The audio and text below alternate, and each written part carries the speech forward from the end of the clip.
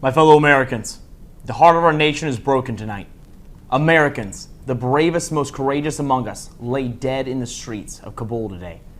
They were spouses, parents, family members, American patriots. They had hopes and they had dreams. They were truly the best among us. But even as the world reels and even as we grieve, the United States stands strong. Our freedom remains intact. But it remains intact because there are hundreds of thousands of service members who are just as brave and just as ready to pay the ultimate price. But though we stand strong today, it is incumbent upon we the people to be vanguards of our republic and take steps to save American lives. In times of trial and hardship, when it seems our government has failed us, we turn to our leaders for answers. We demand accountability because that's innately American. Inaction and indecisiveness have defined our politics for far too long. The hallmark reaction of far too many leaders today has been to roll over and surrender, to do nothing. Those days are over. This is not a time for impassioned speeches followed by no action. With that in mind, when I look to our Commander-in-Chief, I do not see someone who maliciously makes poor decisions. And yet today we witness devastating heartbreak, American carnage as a direct result of his inept and incompetent actions. Joe Biden does not simply have a pattern of poor decision-making. His mental decline is on full display. Our enemies know it. Americans have witnessed it. His disastrous Afghanistan withdrawal proves even further.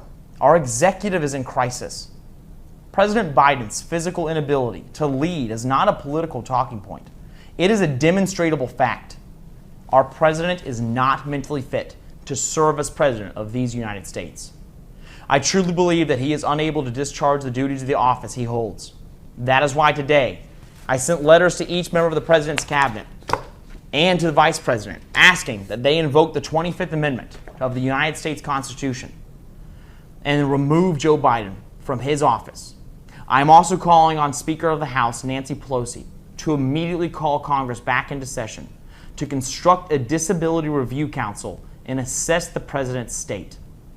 I cannot sit idly by and watch the nation that I love spiral into death and devastation because our leader cannot discharge his duties.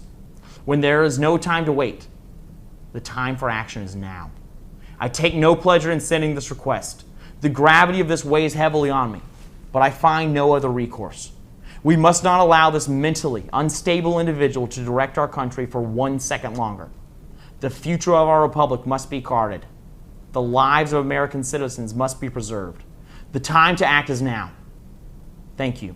God bless you, and may God bless these United States of America.